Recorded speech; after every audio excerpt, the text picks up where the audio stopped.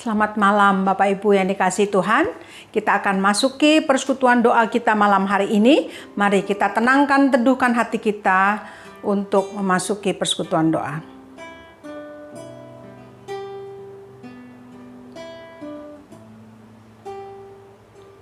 Amin. Mari kita akan nyanyikan dari NKB 164, Kidung yang Merdu di Hatiku.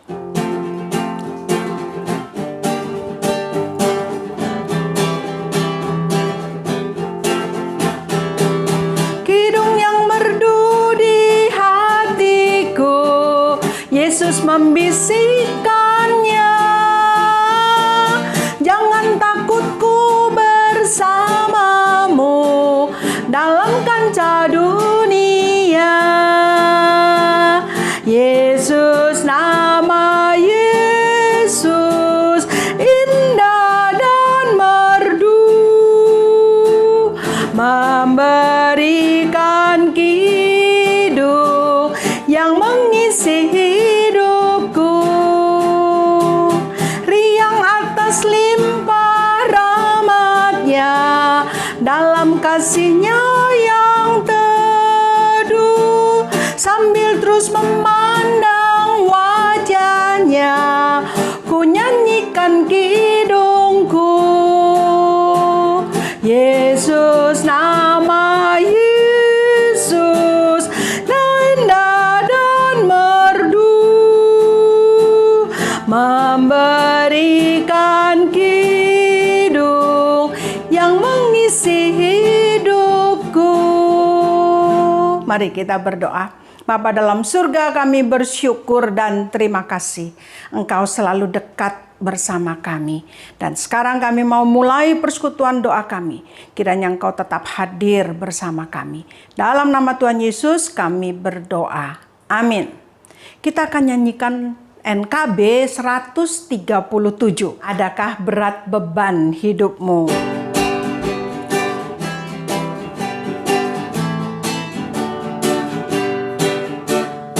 Adakah berat beban hidupmu? Sampaikanlah kepada Tuhanmu. Gundah dan gelisahkah hatimu? Sampaikan tanpa jemu.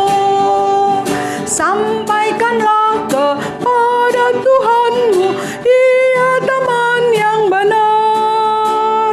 Tiada yang sebanding dengan Yesus. Sampaikan, jangan gentar. Adakah cemas melanda kalbu? Sampaikanlah kepada Tuhanmu. Bimbangkah kau kan hari depanmu? Sampaikan tanpa jemu. Sampaikanlah kepada Tuhanmu, Dia teman yang benar. Tiada yang sebanding dengan Yesus. Sampaikan, jangan gentar.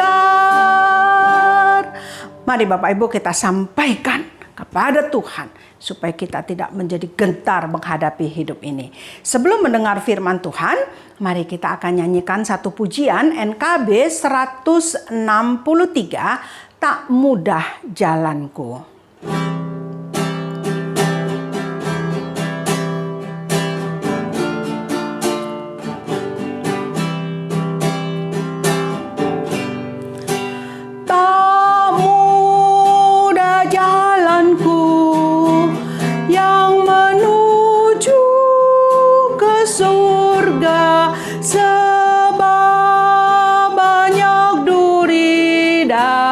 Jerah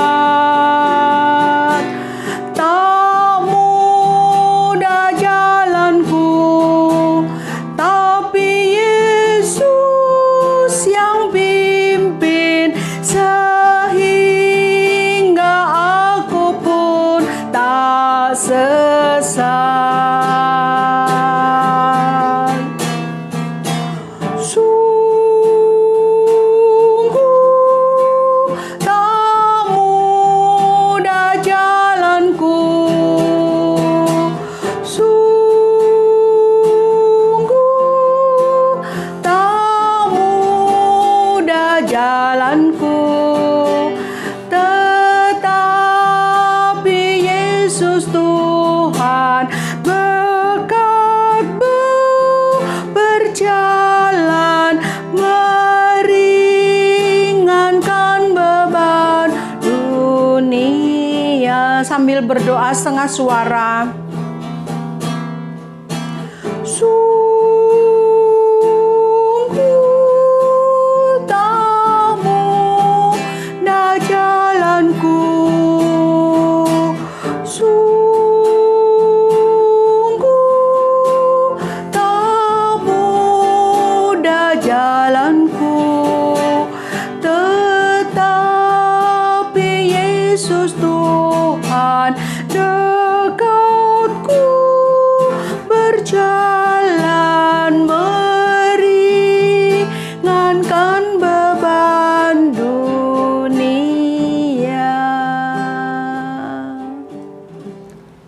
Mari kita berdoa.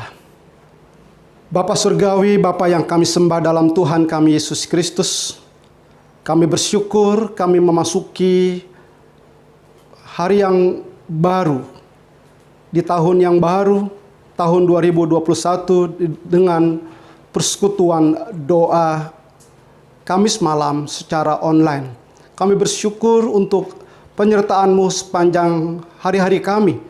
Dan saat ini kami mau diam di bawah kaki-Mu untuk lagi terus menantikan tuntunan Tuhan, pimpinan yang daripada firman Tuhan, untuk kami boleh berjalan di tahun 2021 ini di dalam terang firman Tuhan. Mari berbicaralah Bapa melalui hamba-Mu, Kau lawat kami, dan biarlah Roh-Mu yang kudus boleh menuntun dan membawa kami masuk dalam kebenaran firman-Mu. Bahkan juga dengan kuasanya kami boleh mampu untuk melakukannya apa yang kami dengar dalam kehidupan kami sehari lepas sehari. Firman Tuhan menguasai kehidupan kami. Dalam nama Tuhan kami Yesus Kristus, kami bersyukur dan berdoa. Haleluya. Amin. Bapak, Ibu, dan saudaraku yang dikasihi Tuhan, dimanapun Bapak, Ibu, dan saudaraku berada, kita masuki persekutuan doa Kamis malam ini. Dan secara istimewa ini adalah Kamis yang pertama di tahun yang baru 2021. Dan kita terus masih merenungkan firman Tuhan dari seri Kitab Ayub. Dan pada malam hari ini, Kitab Ayub terambil dari pasalnya yang ke-9, ayatnya yang ke-32, hingga yang ke-35. Demikian bunyi firman Tuhan. Karena dia bukan manusia seperti aku, sehingga aku dapat menjawabnya. Mari bersama-sama menghadap pengadilan. Tidak ada wasit di antara kami yang dapat memegang kami berdua. Biarlah ia menyingkirkan pentungnya daripadaku. Jangan aku ditimpa kegentaran terhadap dia. Maka aku akan berbicara tanpa rasa takut terhadap dia. Karena aku tidak menyadari kesalahanku. Demikianlah pembacaan firman Tuhan. Yang berbahagia adalah kita yang mendengar firman Tuhan, yang menyimpannya dalam kehidupannya, serta yang melakukannya sehari lepas sehari. Haleluya. Bapak, Ibu, saudara-saudari yang dikasihi Tuhan, diperlukan seorang wasit dalam sebuah pertandingan. Contoh, seperti dalam slide ini, pertandingan sepak bola. Apa jadinya bila pertandingan sepak bola ini tidak ada wasitnya, Bapak, Ibu, dan saudaraku? Wow, pastinya pertandingan akan menjadi kacau, bukan? Semua pemain akan bermain sesuka hatinya, tidak mengikuti aturan main. Bahasa kerennya rule of game. Dan wasit inilah yang berfungsi menegakkan rule of game atau aturan main. Sehingga pertandingan berjalan dengan lancar, seru, dan menarik untuk ditonton. Dan pastinya hasil pertandingan yang menang puas dengan pencapaiannya atau kemenangannya. Dan yang kalah menerima kekalahannya dengan lapang dada. Jemaat yang dikasihi Tuhan, dalam perenungan kita dalam persekutuan doa Kamis malam ini, di awal tahun 2021, yang merupakan jawaban Ayub atas perkataan temannya, tepatnya pengadilan daripada Bildad, sahabatnya. Kita lihat konteks Ayub pasalnya yang ke-8, saudara. Ayub melihat perlunya seorang wasit, tepatnya perantara, yang dapat memegang tangannya dan tangan lainnya untuk datang kepada Allah serta mendamaikan kedua pihak. Pada ayat yang ke-33 dikatakan tidak ada wasit di antara kami yang dapat memegang kami berdua. Bapak Ibu, saudara-saudari, pertanyaan kita adalah siapakah yang dimaksud kami di sini? Ada dua frase dari satu ayat ini, di antara kami dan kami berdua. Apakah kami adalah yang dimaksud dengan para sahabatnya? Ketiga sahabatnya yaitu Elifaz, Bildad, dan Zofar. Namun saudara, bila melihat judul yang diberi oleh Lembaga Alkitab Indonesia dari pasal 9 ini, ditulis sana, tidak seorang pun dapat bertahan di hadapan Allah. Maksudnya dari kata kami di sini adalah Ayub dengan Allah. Maksudnya Ayub sedang berperkara dengan atau di hadapan Allah. Sebagaimana sudah ditulis juga pada ayatnya yang pertama dari pasal ini, pasal 9 ayat yang ketiga. Jikalau ia ingin berperkara dengan Allah, 1 dari 1000 kali ia tidak dapat membantahnya.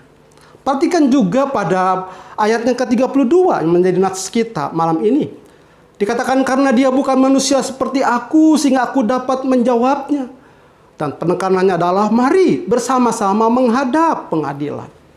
Dan pada ayat yang ke-19 masih dalam pasal ini saudara katakan bahwa jika mengenai kekuatan tenaga, dialah yang mempunyai. Jika mengenai keadilan, siapa dapat menggugat dia? Ada kata keadilan di sini. Artinya berarti saudara, Ayub memang sedang berperkara dengan Allah dan kini ia di hadapan pengadilannya. Allah yang bukan manusia seperti dirinya sehingga ia tidak dapat menjawab atau menggugat. Dalam slide ini diperlihatkan saudara apa yang pernah dikatakan oleh Imam Eli kepada anak-anaknya. Jika seorang berdosa terhadap seseorang yang lain, maka Allah yang akan mengadili. Tetapi jika seorang berdosa terhadap Tuhan, siapakah yang menjadi perantara baginya? Tetapi tidaklah didengarkan mereka, yaitu anak-anak Imam Eli ini, perkataan ayahnya itu. Sebab Tuhan hendak mematikan mereka. Pada 1 Samuel pasal 2 ayat yang ke-25. Pada ayat ini saudara ditulis siapakah yang menjadi perantara baginya. Rupanya kata wasit di sini diterjemahkan dengan kata perantara. Bapak Ibu saudara yang dikasihi Tuhan Yesus. Dengan menyadari kemanusiaan yang hampa di hadapan Allah yang berdaulat. Sebagaimana dalam ayat 32. Yang dikatakan oleh Ayub, karena dia bukan manusia seperti aku sehingga aku dapat menjawabnya. Mari bersama-sama menghadap pengadilan. Maka Ayub tidak dapat menjawab Allah karena tidak ada yang menjadi perantara atau wasit. Dalam bahasa Inggris dikatakan, and Job unable to answer God because there is no mediator. Maka Ayub merindukan seorang mediator atau pengantara yang dapat bertindak sebagai wasit untuk berkomunikasi dengan Allah yang perkasa dan kudus. Sehingga melalui ayat ini, saudara-saudaraku, pada ayat ke-32 ini, sesungguhnya Ayub sedang berkata seperti ini. Aku akan senang untuk datang dan berdiri di hadapan hakim yang kudus Allahku. Tetapi aku tidak dapat melaksanakannya. Aku tidak layak datang ke hadapannya. Aku membutuhkan seorang pengantara, seorang wasit. Lagi Charles Swindoll, saudara, dalam bukunya Ayub seorang dengan ketabahan yang heroik, menulis sebagai berikut. Andai Ayub hidup berabad-abad setelahnya, sesungguhnya ada seorang pengantara, seperti yang ditulis oleh Rasul Paulus kepada anak rohaninya dan juga muridnya, yaitu Timotius. Menunjuk kepada dia yang mewakili kita di hadapan Allah Bapa. Dia tidak lain adalah Yesus Kristus Tuhan. Nah, itu dalam 1 Timotius pasal 2 ayat 5 sampai yang ke-6. Rasul Paulus menulis kepada Timotius seperti ini. Karena Allah itu esa, dan esa pula dia yang menjadi pengantara antara Allah dan manusia, yaitu manusia Kristus Yesus, yang telah menyerahkan dirinya sebagai tebusan bagi semua manusia. Itu kesaksian pada waktu yang ditentukan. Bahkan dalam Ibrani pasal 9 ayat 15 juga ditegaskan. Karena itu ia adalah pengantara dari suatu perjanjian yang baru, supaya mereka yang telah terpanggil dapat menerima bagian kekal yang dijanjikan. Sebab ia telah mati untuk menebus pelanggaran-pelanggaran yang telah dilaksanakan selama perjanjian yang pertama. Jemaat yang dikasihi Tuhan Yesus, kita masih dalam suasana Natal. Inilah makna Natal sesungguhnya, yaitu kelahiran Yesus merupakan jawaban pergumulan Ayub akan seorang pengantara antara Allah dan manusia, sehingga manusia yang berdosa boleh layak berdiri di hadapannya dan memiliki keyakinan akan hidup yang kekal.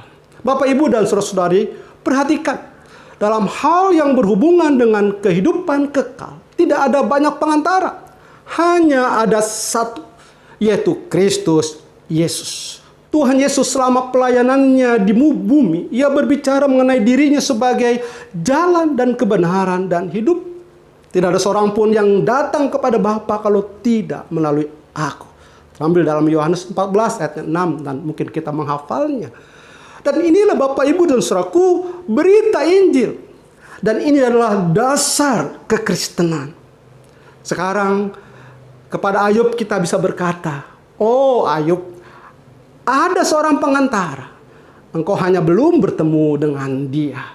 Tapi suatu hari nanti seluruh dunia akan mendengar tentang dia." Saudara-saudaraku yang dikasihi Tuhan Yesus, puji Tuhan, kita menjadi pribadi yang beruntung yang tidak hanya mendengar, tetapi juga dapat berjumpa dengan sang pengantara tersebut dalam iman percaya. Dan inilah Natal. Natal merupakan jawaban pergumulan yang sesungguhnya dari manusia yang berdosa, butuh sang perantara untuk mengalami pendamaian dengan Allah, yang dapat memegang tangan kami berdua pada ayat yang ke-33. Dan dialah sang bayi kudus yang lahir di kandang hina, sehingga kita yang hina ini dapat menghampirinya dan menyambutnya sebagai Tuhan dan Juru Selamat. Haleluya. Bapak, Ibu, saudara-saudari yang dikasihi Tuhan Yesus, dampak daripada kehadiran wasit, mediator atau perantara ini dipaparkan pada ayat yang ke-34 dan ayat yang ke-35. Ada dua hal yang dialami dari dampak atau dari kehadiran perantara ini, saudara-saudara. Yang pertama, ada pengampunan dan belas kasihan. Pada ayat yang ke-34. Bapak, Ibu, saudara-saudara yang dikasihi Tuhan, kalimat "biarlah ia menyingkirkan pentungnya daripadaku." Kata pentung adalah gambaran penghukuman yang mendatangkan kegentaran atau kengerian. Dalam Alkitab bahasa Indonesia sehari-hari diterjemahkan, "Semoga Allah berhenti menghukum aku dan menjauhkan kedahsyatannya daripadaku." Kata menghukum ganti kata pentung dari bahasa Indonesia sehari-hari ini. Rasanya bagi kita tidak asing istilah ini, saudara. Sering kita mendengar orang berkata begini, "Gua pentung lu." Pasti kita sudah tahu apa maksudnya. Bapak, Ibu, saudara-saudaraku yang dikasihi Tuhan Yesus, upah dosa adalah maut.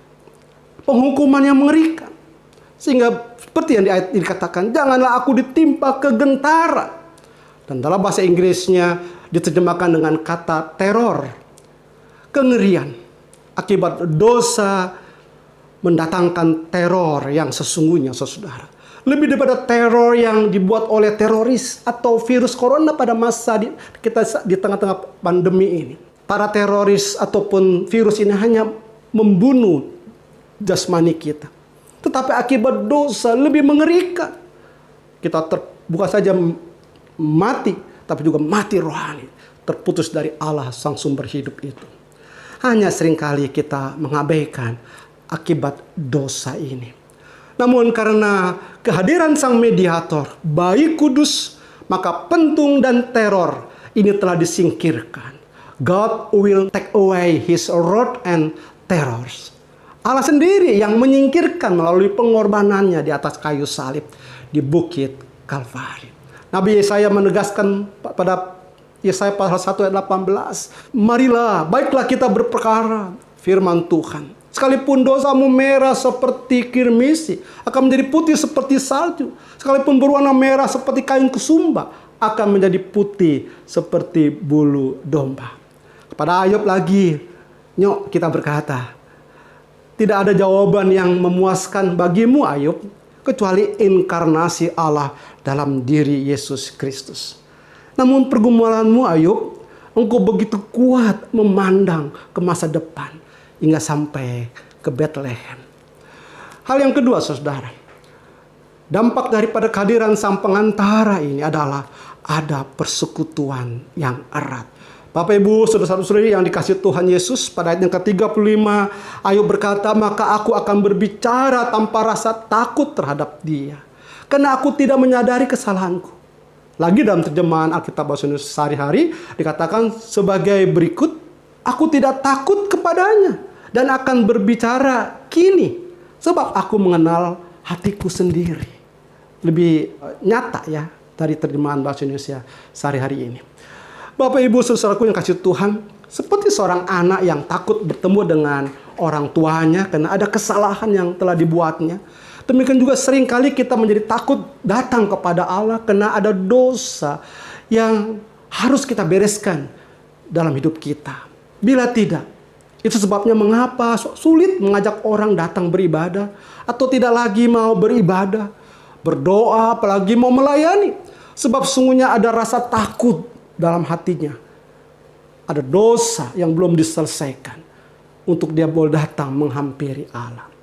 Tidak demikian dengan Ayub. Tak kalah belas kasihan, kemurahan Allah dialaminya. Melalui pengampunan yang dialaminya, maka ia memiliki persekutuan yang akrab dengan Allah. Terjalin komunikasi tanpa takut atau rasa takut. Maka aku akan berbicara tanpa rasa takut terhadap dia, karena aku tidak menyadari kesalahanku. Itu yang katakan pada ayat yang ke-35, bukan? Bapak Ibu saudaraku yang dikasihi Tuhan Yesus, bila Ayub tidak mengalami apa yang dikerjakan Kristus pada kedatangannya di Bethlehem sebagai perantara antara Allah dan manusia, sebagaimana telah dikatakan oleh Rasul Paulus juga dalam 1 Timotius pasal 2 ayat 4 dan 5 tadi, maka kita yang telah mengalami jawaban dari pergumulan Ayub ini, marilah kita menjalani hari-hari di tahun 2021 ini dengan komitmen yang lebih sungguh lagi, hidup bersekutu dengannya dalam ibadah, dalam pelayanan, dengan hati yang penuh syukur kepadanya. Apapun pergumulan hidupmu, saudara, sesulit apapun yang kita harus jalani, mungkin masih dalam kondisi pandemi ini, bahkan menyakitkan sekalipun, jangan menyerah. Apalagi mundur dari mengikut Tuhan. Apalagi menarik diri dari pelayanan. Karena iman percaya yang terkikis, tergerus dengan kondisi yang kita alami, yang sulit ini. Sadarilah saudara-saudaraku, ada wasit yang adil dan penuh kasih dalam hidup kita. Wasit di antara kami. Bukankah hidup ini sebuah pertandingan seperti pertandingan sepak bola tadi? Karena kita punya wasit yang adil dan kudus dan bahkan penuh kasih, pastinya hidup kita yang merupakan pertandingan ini akan menjadi menarik di tahun 2021. Yakinkan ada wasit di antara kita. Amin. Selamat menjalani hari-hari di tahun baru 2021. Tuhan Yesus memberkati. Bapak Ibu, mari kita berdoa. Namun sebelumnya mari kita mengevaluasi diri hidup kita melalui lagu ini.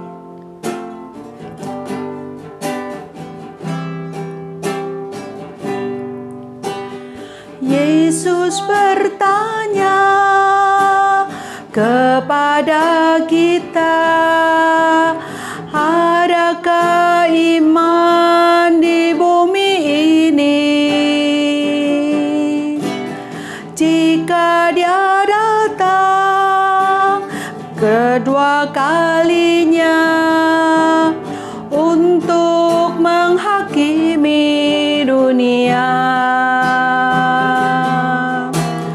Apa yang kau buat selama hidupmu? Adakah iman di hatimu? Allah akan membenarkan orang pilihannya yang sungguh berharap padanya. Mari kita berdoa, kita hanya bersyukur kepada Tuhan atas semua karya Tuhan yang terjadi dalam kehidupan kita. Bapa di dalam surga, kami sungguh bersyukur dan berterima kasih karena kami menyadari Engkaulah Allah yang luar biasa, Allah yang dahsyat, yang senantiasa hadir dalam kehidupan kami. Kami bersyukur dan memuliakan nama-Mu karena Engkau terus memelihara, menjaga, dan memberkati setiap kami. Apapun yang kami buat, Engkau hadir bersama dengan kami. Terima kasih Tuhan untuk pekerjaan, keluarga, pelayanan, jemaat Tuhan. Semuanya kami rasakan Tuhan terus bersama dengan kami. Terpujilah nama-Mu, dalam nama Tuhan Yesus kami bersyukur. Amin. Selanjutnya kita akan berdoa untuk GKJH dan POS. Mari kita doakan untuk iman dan kesaksian jemaat Tuhan dan pergumulan jemaat Tuhan. Mari kita berdoa. Bapa di dalam surga, kami juga berdoa bagi jemaat Tuhan memasuki tahun yang baru ini dengan tantangan yang baru. Tapi kami mau belajar, bersandar dan mengandalkan Engkau yang senantiasa hadir dalam kehidupan kami. Berkati jemaat-Mu Tuhan, jaga kesaksian hidup mereka. Di tengah kesulitan mereka tetap boleh memancarkan kasih Tuhan. Dalam pergumulan mereka boleh terus mengandalkan Tuhan. Baik dalam sakit penyakit maupun dalam kekurangan, biarlah Tuhan tetap menolong mereka. Terima kasih Tuhan. Dengarlah doa kami, dalam nama Tuhan Yesus kami berdoa. Amin. Kita juga berdoa untuk PAUD Cahaya Kasih, supaya Tuhan pakai sarana ini menjadi berkat bagi banyak orang. Mari kita berdoa. Bapa di surga, kami serahkan untuk PAUD Cahaya Kasih. Kiranya Engkau yang sudah menolong tahun 2020, Engkau pula lah yang berkarya, menolong dan menyatakan kuasa-Mu di tahun 2021 ini. Kami juga sudah membuka pendaftaran bagi murid-murid yang baru. Kiranya Engkau lah yang mengundang mereka. Banyak anak Tuhan kembali percayakan untuk boleh kami ajar, kami bawa datang untuk mengenal Engkau. Berkati guru-guru yang mengajar, beri hikmat-Mu, beri kekreatifan. Berkati juga untuk para donatur, orang tua asuh yang terus mendukung pelayanan ini. Berkat-Mu senantiasa tercurah dalam kehidupan mereka, dalam keluarga dan pekerjaan mereka. Terima kasih Bapa. Dalam nama Tuhan Yesus kami sudah berdoa. Amin. Kita juga berdoa bagi bangsa dan negara kita. Mari kita berdoa. Bapa dalam surga, kami juga menyerahkan untuk bangsa dan negeri kami ini. Kiranya Engkau berkati para pemimpin-pemimpin negeri ini, baik dari Bapak Presiden sampai ke seluruh jajarannya. Kiranya Engkau berikan pada mereka hati yang takut akan Tuhan. Berikan hikmat-Mu Tuhan, sehingga mereka boleh mementingkan kepentingan rakyat banyak dan bukan hanya kelompok mereka sendiri. Berkati dalam menangani COVID-19 ini, Tuhan juga menolong sehingga Indonesia boleh kembali normal dan bebas dari COVID ini. Berkati uji klinis, biarlah Tuhan juga menolong sehingga sungguh vaksin boleh segera dibagikan. Terima kasih Bapa, kami percayakan negeri ini dalam tangan kasih-Mu. Dalam nama Tuhan Yesus kami berdoa. Amin. Mari Bapak Ibu dan saudaraku yang dikasihi Tuhan, kita mengakhiri persekutuan doa malam ini dengan menerima berkat yang daripada Tuhan. Kasih karunia daripada Tuhan Yesus Kristus, kasih daripada Allah Bapa serta persekutuan dengan Roh Kudus menyertai hidup kami sepanjang hari-hari kami menjalani di tahun yang baru, di tahun 2021 ini. Engkau menjadi wasit di antara kami sampai Tuhan datang kembali. Haleluya. Amin. Bapa, terima kasih. Bapa, terima kasih. Bapa di dalam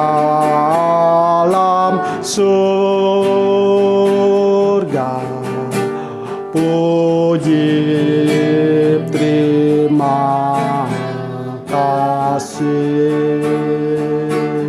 Amin. Selamat malam, Tuhan Yesus memberkati.